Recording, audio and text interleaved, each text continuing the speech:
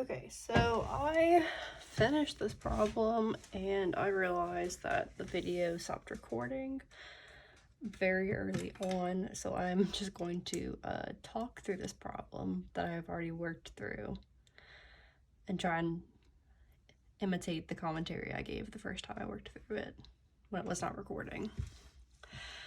So let's see. So we assumed a basis of 100 moles fed to the reactor per hour, and we did a degree of freedom analysis on the reactor, and we realized we have 5 unknowns on the reactor, and there's 3 atomic balances that we can do, and then we know the percent yield and we know the percent conversion, so that leaves us with 0 degrees of freedom for the reactor. So then we can figure out the percent conversion, or no, we know the percent conversion. Sorry, we can figure out N1 from the percent conversion, because if we know that 20% of the ethylene reacts, we know that 80% must leave the reactor unreacted. So 80% of 75 is going to give us 60 moles of ethylene leaving the reactor. And then we can use the percent yield to figure out N3. So we know that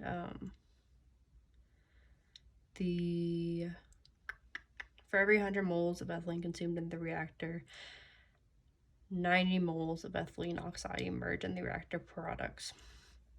So basically we have 20% of 75 moles of ethylene entering that react, and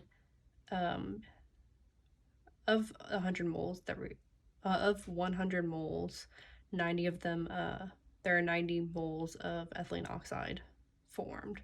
So then that gives us 13.5 moles of ethylene oxide leaving the reactor.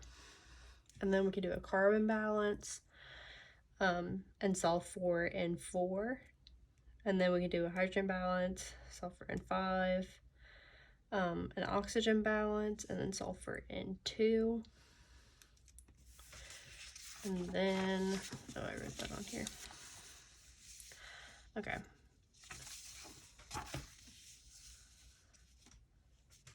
And then, yeah. So oxygen balance, and then we can do, and then we figured out all of our unknowns here leaving the reactor. So then we can go to the mixing point and figure out our 2 unknowns there. Because, so the mixing point has this N1 and N2 going into it, and then the fresh feed. Well, the N1 and N2 here are the exact same as the N1 and N2 here that we just figured out. So this N1 and N2. So we can, so the only unknowns at the mixing point are in ethylene and in oxygen. So we can do an O2 balance, and we see that NO2 plus 13.75 is going to equal 25. And then that gives us NO2 is 11.25. And then we can do an ethylene balance, and we have that N ethylene is plus 60 is going to equal 75. So then we get that N ethylene is equal to 15 moles of ethylene per hour. And then, oh, what are we looking for? And then we can get the overall conversion of ethylene. So the overall conversion of ethylene is going to be the moles of ethylene entering the process, which is 15, we just figured that out here, minus the moles of ethylene leaving the process over the moles of ethylene entering the process times 100. We don't have any ethylene leaving the process because all of the ethylene that enters the process either gets reacted or it's recycled back and recycled through the process. So the overall conversion is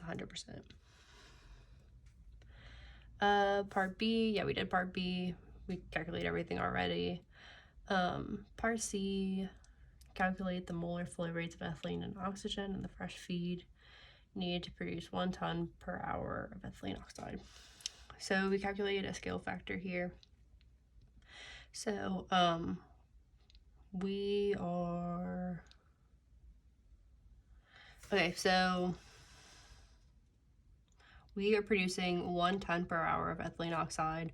1 ton is going to be equal to 2,000 pounds of ethylene oxide per hour. And we're just using the molecular weight here to convert that to pound moles. And then we are using the actual production rate to put that in terms of like a scaling factor where it's pound moles per hour over moles per hour, which is like the actual.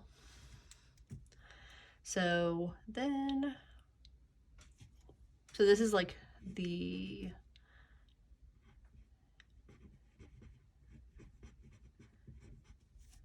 theoretical, not like theoretical in terms of like oxygen, but like this is the what we are scaling it to, whereas this is like the units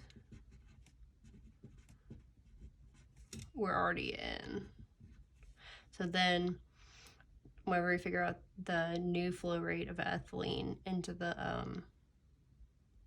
process, we would multiply the scale factor times the current flow rate, and then this cancels out, gives us 50.4, and then we would do the same thing for O2, multiply it times the current flow rate of oxygen into the process, gives us 37.8, and those are both in units of pound moles per hour.